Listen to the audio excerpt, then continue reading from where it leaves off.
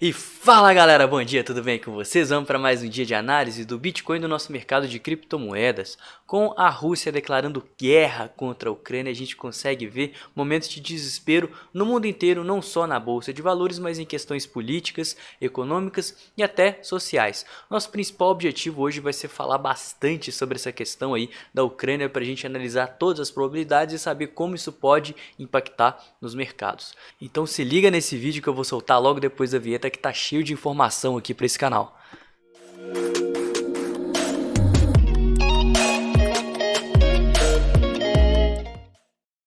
Se você não me conhece e não conhece o canal, seja bem-vindo, que eu posto análises diárias, sempre comentando aí de vários pontos de notícias, fundamento, dados on-chain, análise gráfica, sentimental do Bitcoin, e no final do dia geralmente eu posto também um fechando o dia, que é o nosso quadro de análise das altcoins. Só que como vocês podem perceber, e alguns até viram o vídeo de ontem, eu tô aqui no meu quarto, eu tô aqui isolado porque eu tô com a garganta meio ruim, tô com umas tosses, inclusive eu pretendo não prolongar muito, mesmo sendo um assunto que é quase impossível não se prolongar.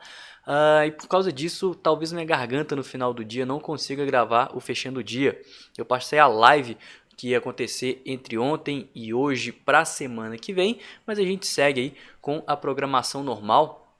Estou melhorando, fui ao médico, fiz testes, deu tudo negativo, mas por precaução eu estou ficando quietinho aqui mesmo. As vantagens de conseguir se trabalhar com o mercado financeiro e tudo mais é poder ficar em casa, né? Você pode trabalhar de home office que não vai interferir em absolutamente nada. Só esse cenário e meu cachorro que às vezes dá umas passadinhas aqui atrás, mas isso a gente releva. Outro ponto muito importante de estar falando com vocês é que os meus vídeos eu costumo dividir eles por capítulo, né? Então se você pegar qualquer um dos meus vídeos e olhar ou na descrição ou então na própria barrinha dos vídeos que estão aqui embaixo, você consegue ver que existem uma série de capítulos de acordo com cada assunto que eu vou falar. Então se você acha que o vídeo é grande, não se preocupe, você pode olhar a parte que te interessa. Se você não quiser ver notícia, se você não quiser ver fundamento, se você quiser só ver gráfico, tem a parte de gráfico, só de gráfico aqui embaixo. Pode pular direto para ela que não tem problema, veja da forma que você quiser. Eu entendo que um vídeo maior leva tempo, mas às vezes você pode analisar os conteúdos que você quiser nele, não necessariamente tudo que eu falo aqui. E a última coisa, né, porque existem três tipos de investidores. Existem os investidores fundamentalistas, os investidores técnicos e os investidores plenos. Eu sou um investidor pleno, que é o que considera tanto o fundamento quanto o gráfico na hora de se investir. É assim que me traz resultados, é assim que eu consigo mais segurança para tomada de decisão. Mas caso você seja um fundamentalista ou então um técnico, eu falo de tudo aqui nesse vídeo, fique à vontade para passar em onde você quiser. Bora começar aqui com informação, né? Já vamos direto aqui nesse ataque da Rússia a pelo menos 16 regiões da Ucrânia. Nessa madrugada, Vladimir Putin ele declarou oficialmente em documento guerra contra a Ucrânia, face a toda aquela questão separatista dos povos, né? Eu vou dar uma contextualizada aqui de leve, né? Mas tem um vídeo que eu vou estar deixando aqui em cima para vocês estarem conferindo, porque nele eu explico inclusive com mapas, né? Eu mostro tudo, fontes e tudo mais do que está acontecendo, mas as regiões divisa com a Rússia antiga, que eram parte da antiga União Soviética, assim como toda a Ucrânia, estão querendo separar o território da Ucrânia com a Rússia, ou seja, querem se unir à Rússia. Esses são os povos separatistas. E a Rússia está do lado deles, a Ucrânia obviamente está contra devido ao tratado da OTAN, depois da queda do Muro de Berlim. E a grande merda, desculpem pelo termo aqui, mas tudo que está acontecendo é porque os Estados Unidos ele está do lado da Ucrânia, a Rússia está do seu próprio lado obviamente, e a China está arriscando entrar aí do lado da Rússia. Então a gente vai ter as maiores potências militares e nucleares do mundo em conflito entre si. Esse é o medo do mundo inteiro, esse é o medo da economia, mas eu vou falar mais disso no final aqui dessa parte, né, no final desse corte aqui. Mas vamos lá, o que você precisa saber sobre o ataque? Nas primeiras horas da madrugada dessa quinta-feira, Putin ordenou ataque no leste da Ucrânia, regiões que ele reconheceu como independentes, que são as regiões que querem independência. As forças russas invadiram a Ucrânia por terra, ar e mar. O ataque aconteceu em pelo menos 16 regiões, incluindo a capital da Ucrânia, Kiev. As autoridades ucranianas dizem que pelo menos 50 russos foram mortos, não há um número oficial de mortes divulgado até o momento. O presidente da Ucrânia autorizou os cidadãos a pegarem armas para defender o país e pediu doação de sangue. Longas filas foram registradas para sair da cidade, né, moradores deixando o país. Países da Europa Central, que muito provavelmente a Europa Ocidental e a Europa Central, aí, elas vão querer estar junto nessa guerra, porque elas não têm interesse que isso separe, né, toda essa União Europeia. Então os preparativos para receber pessoas que fogem da Ucrânia, eles estão apoiando. O próprio presidente Joe Biden, lá em Washington, seus aliados importariam sangue e servas, né, sobre o que ele chamou da guerra prematura de Putin. Os Estados Unidos, o Biden, ele fez um pronunciamento ao vivo, que eu inclusive acompanhei, deu uma cobertura em tempo real lá no Instagram, sobre essa possível intervenção dos Estados Unidos, né? Eu comentei isso no vídeo de ontem, mas resumindo para vocês, ele falou que em caso de guerra ele estaria do lado da Ucrânia, mas que ele gostaria que evitasse esse conflito a todo custo. Mas como a Rússia já está tomando frente e quer de fato que essa invasão ocorra, muito provavelmente os Estados Unidos vai tentar apoiar a Ucrânia. A China rejeitou chamar os movimentos da Rússia sobre a Ucrânia de invasão e pediu a todos os lados que exerçam moderação, mas ela já se pronunciou que em caso, né, mais extremo, em caso de real guerra, ela vai estar do lado da Rússia. A Bélgica pediu que a União Europeia pare de emitir vistos para russos, então já começamos a ver países aí da União Europeia que já estão tomando partido contra a Rússia. Países da Europa acionam o artigo 4 da OTAN para lançar consultas sobre a situação, que poderia desencadear uma resposta conjunta, né? A OTAN, a organização, o tratado que eles fizeram lá após a queda do Muro de Berlim, para os territórios tomados pela União Soviética voltarem para os seus devidos países, muito provavelmente poderia abrir um processo e estar intervindo nesse meio. E a OTAN reforçará forças no flanco leste da aliança, anuncia o secretário-geral. O resumo do que está acontecendo eu passei aqui para vocês, né? Eu queria só descer mais para a gente ver aqui algumas fotos, né? Uma situação até um pouco triste. A gente consegue ver a explosão. Essa explosão aqui ela foi vista lá na capital da Ucrânia na madrugada de hoje. A gente consegue ver várias explosões, olha só. É uma situação bem triste, né, pessoal? Os ucranianos saindo, buscando refúgio com medo da guerra, né? A declaração do pessoal, olha só como que tá de trânsito lá para estar saindo. É uma situação complicada, né? A gente consegue ver aqui tanques, eu acho, se eu não me engano, da Rússia, né? Olha só, tanques após o presidente da Rússia ordenar invasão na Ucrânia. Eu não sei se esses tanques são da Ucrânia ou da Rússia. É uma série de imagens, pessoal, elas são autoexplicativas, né? Até olha só, o espaço aéreo na Europa, na União Europeia, os aviões comerciais eles estão desviando da região para evitar qualquer tipo de tiro perdido, né? Porque lá está tendo guerra aérea também. Continuando aqui sobre toda essa questão da guerra, né? Tem esse thread no Twitter que eu comento todo dia com vocês, que eu acho que é o melhor jeito de estar acompanhando. Aqui tem várias pessoas verificadas aí, jornalistas, postando Gazeta do Povo não, né? Postando aqui uma série de notícias sobre a Ucrânia e sobre a Rússia, e dando diversas declarações. Óbvio que a gente tem que saber filtrar sim, mas a chance da gente receber notícias falsas utilizando veículos grandes de mídia confirmados já, eu acho que é muito menor. Então fiquem atentos aí a essa thread, eu já postei várias vezes, né? No Twitter você facilmente acha ela tá ao vivo aqui, sempre que acontece alguma coisa, olha só, 12 minutos, aqui, né, vamos lá pra cima aqui pra saber o que tá acontecendo, olha só, aqui ó, a 1 minuto, 2 minutos, o tempo todo tá atualizando. E agora, antes de a gente cortar para minha câmera, eu bater um papozinho rápido aqui com vocês, eu queria passar nesse site chama Só História para falar sobre a cronologia da guerra, que vai ser o gancho de entrada com o que eu vou falar. Comenta aqui, antes disso tudo, né? Antes disso tudo, eu queria que você comentasse para mim quantas guerras você acha que aconteceu nos últimos 2 séculos, né? Seja nesse século 21 que a gente está vivendo agora e no século 20. Primeira Guerra Mundial, Segunda Guerra Mundial, Guerra Fria, guerra no Iraque, no Vietnã, quantas vocês acham? Porque esse site ele pega todas as guerras e conflitos mundiais que já aconteceram desde a Grécia e Roma Antiga até os dias atuais. Então a gente está aqui no século 20, né? Olha só quantas guerras aconteceram, conflitos mundiais aqui durante o século 20. São muitas guerras. Muitas guerras, muitas guerras, muitas guerras, muitas guerras mesmo. E vamos ver no século XXI, né? O século XXI recente, tem aí 22 anos agora. Invasão do Afeganistão pelos Estados Unidos, Guerra do Iraque, Segunda Guerra do Líbano, Operação Chumbo Fundido.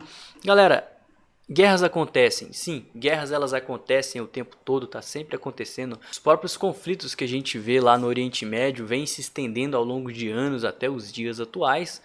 E eu vou ser bem sincero com vocês, né? O início da guerra simplesmente foi um fato que foi confirmado devido a toda a especulação que a gente viu nas últimas semanas. Primeira coisa, sim, é algo a se preocupar, é algo muito grave, é algo muito sério, ainda mais quando se trata de potências militares estarem aí intervindo, não só intervindo, né, mas tomando partido, auxiliando em todo esse conflito.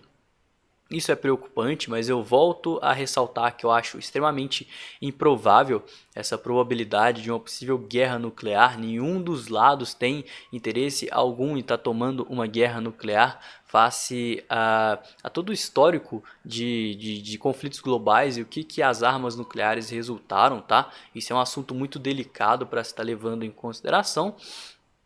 E galera, a gente está falando de guerra tem bastante tempo, né? E se vocês voltarem aqui no canal algumas semanas atrás, a gente só vem falando de instabilidades na Rússia, na Ucrânia. Eu, por exemplo, achava improvável que partisse para a guerra de fato, tá? Eu acho que esse conflito ia acabar se resultando em uma intervenção maior, uma reunião, alguns acordos, tratados ali e pronto. Mas não, a Rússia ela acabou optando pela guerra. E a gente tem que sim tomar um cuidado, voltando aqui agora, sabendo o que está acontecendo, está antenado a todas as notícias.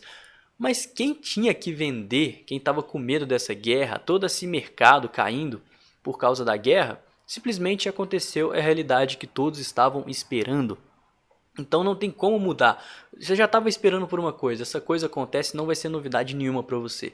Eu acho que a relação entre o mercado e a guerra, muito provavelmente ela já vem acontecendo desde que esses assuntos foram à tona. Então a confirmação disso simplesmente foi a realização de um fato onde estava todo mundo esperando que esse fato ocorresse. Eu acho muito importante a gente estar falando disso aqui, porque a minha humilde opinião aqui para vocês é que isso possa talvez não tendo um impacto tão grande quanto muitos pensam, porque o que tinha que acontecer já aconteceu. Quem vendeu ações, quem vendeu criptoativos com medo da guerra, beleza, a guerra está aí, você já está protegido, né? Agora que a guerra vai começar, eu acho pouco provável que as pessoas elas tendam a começar a venda. Não estou falando que a partir de agora que a guerra começou, as ações, a bolsa tradicional, né, até o mundo de criptomoedas que é correlacionado, venha a cair. De forma alguma, eu acho que pode sim cair, mas eu não imagino que venha a começar a cair a partir de agora, porque o mercado ele já está precificando esse evento, e esse evento é simplesmente uma confirmação de tudo aquilo que o pessoal já vem tomando medidas para isso. Essa notícia, juntamente com a thread no Twitter e tudo mais relacionado à guerra, eu vou criar lá no Telegram, olha só, tudo que eu falei no vídeo sobre a guerra da Rússia e da Ucrânia e vou colocar lá nos comentários, então não deixem de estar conferindo. Agora passando o nosso Fear and Greed Index, o mercado ele segue em extremo medo e eu imagino que caso os Estados Unidos venham a intervir e esse conflito venha a se estender, a gente possa ver ainda assim mais movimentos de baixa, lembrando de tudo que eu acabei de falar aqui, né? Mercado em extremo medo significa que os investidores eles já tomaram suas posições de venda, eles já estão desacreditados, já estão com medo e muito provavelmente as pessoas elas estão acreditando em movimentos de baixa. E a gente sabe que mercado em extremo medo é oportunidade de acumulação, então a gente entrou numa época de buscar sim acumulações, tal como a gente viu nessas quedas todas ao mês de janeiro, ao mês de dezembro e muito provavelmente fevereiro e março não será diferente. Passando rapidamente no nosso order book, né? Acabou que hoje eu vou ter que falar de bastante coisa, porque sim, temos bastante coisa para falar. Bom, galera, a gente tem uma queda, né? Mas junto com essa queda a gente tem um risco-retorno muito mais favorável para quem quiser atuar comprado. A região dos 34, eu imagino que principalmente a região dos 33, que é a nossa próxima base de preço, seja o principal ponto onde as pessoas estão buscando compras, tá? Isso seria o nosso suporte, uma vez que isso aqui foi uma mínima do pânico, né? A gente já viu aí que a guerra começou, tudo que a gente vem falando nas últimas semanas aconteceu, começou de fato. A não ser que venham mais notícias impactantes aí e que afetem todo o mercado, eu acho pouco provável que a gente perca os 33 mil dólares, mas sempre contem com essa possibilidade. É improvável, mas não é impossível. Beleza? A gente já tem tokens alocados aqui nos 35 e 500, mas para cima eu imagino que a região dos 40, que até nem tá com tanto token assim, eu imaginava, mas a região dos 45, que é a nossa base de preço prévia e mais importante aí no gráfico semanal, o nosso topo prévio vai ser onde a gente tem resistências e é onde os touros precisam demonstrar força caso o mercado fique otimista para estar rompendo esse topo e confirmando nossa virada de tendência no próprio gráfico semanal. Antes de passar no Bitcoin, como sempre, o que esse TradingView ele tá aqui no... Eu gosto do modo escuro, pô. Agora sim, mas antes da gente passar no Bitcoin, vamos para o nosso S&P 500, né? Galera, muito bem, o S&P 500 ele chegou a perder a mínima, continua na nossa tendência de baixa com toda essa notícia da Rússia e tudo mais, né? Eu tinha para vocês que caso a gente resolvesse essas questões de forma diplomática, a maior probabilidade era de consolidação, e se a gente consolidasse ia ser extremamente excelente para o mercado de criptomoedas, está se desprendendo do mercado tradicional. Mas como a gente segue num cenário de medo, muito provavelmente as criptos vão cair junto com o mercado tradicional. Mas a boa notícia é que a queda que a gente teve no final de janeiro aqui no mercado tradicional já foi superada, enquanto no mercado de criptomoedas ainda está segurando. E o que eu queria mostrar com vocês? Que por mais que houvesse uma correlação de alta e de baixa, o mercado de criptomoedas está muito mais bullish, muito mais saudável, muito mais altista do que o mercado tradicional, porque ainda não perdemos essa mínima do pânico, tal como a bolsa de valores americana, o nosso S&P 500, né? O nosso índice lá das bolsas, das duas bolsas de valores. Continuando nossa correção no semanal, né? A gente está numa tendência de baixa no semanal, tendência de baixa no diário, e estamos aqui na região das médias do semanal, não deixa de ser, graficamente falando, uma queda saudável. A gente consegue ver até que historicamente a bolsa, esse índice aqui que respeita a região das emas, pode sim vir a segurar, né? A gente tem muita água para passar embaixo da ponte, e que as poucas vezes que a gente perdeu a região das médias foi uma retomada muito forte, né?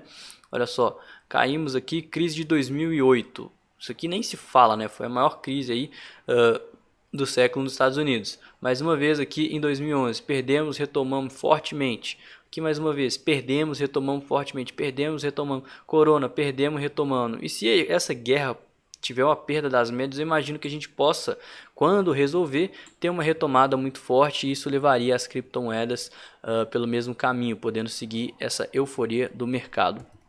A dominância, o que será que a dominância está fazendo com a queda?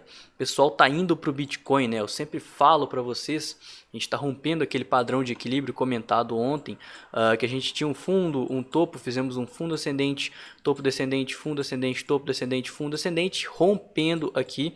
Isso confirma como que o capital está indo em massa para o Bitcoin, né? Saindo das altcoins e indo para o Bitcoin, porque o Bitcoin ele é menos volátil, né? A proteção de capital que o Bitcoin ele provém aí com relação aos altcoins é muito maior. E a gente consegue ver isso de forma muito nítida, né? Eu tenho todas as moedas aqui no par Bitcoin, e olha só, vou colocar a variação positiva. São uma ou outra, olha só temos aqui ó, 1, 2, 3, 4, 5, 10, 11, 12 moedas que estão positivas contra o Bitcoin. O resto, tudo banho de sangue, tudo vermelho, tudo caindo mais que o Bitcoin.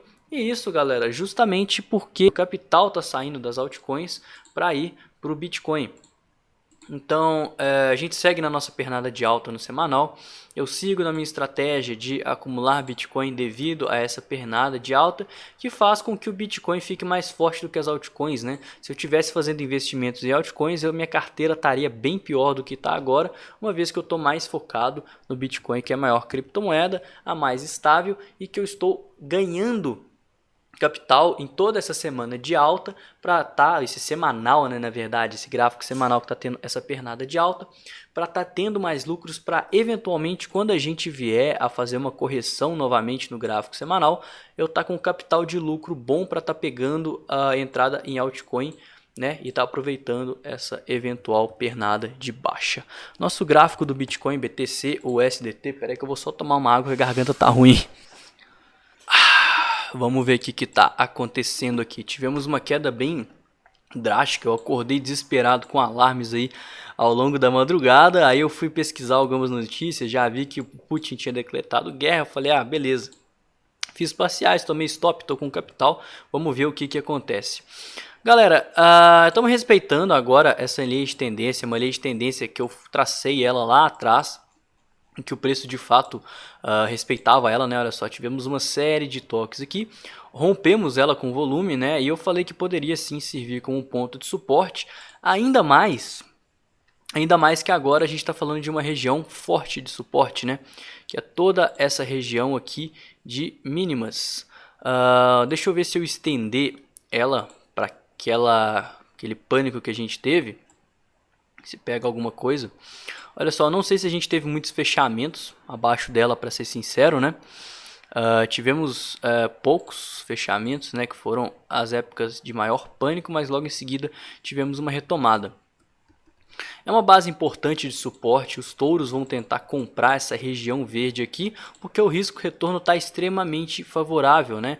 Mesmo se você tomar um stop aqui, vamos supor que você compra essa região. Beleza, você vai tomar um stop aí de 4, 5, 6%, mas com um possível ganho de 27, 30 e quem sabe aí, caso reverta de fato a tendência, né, 50, e aí o céu é o limite, a gente já começa a buscar pelo nosso topo descendente no mensal.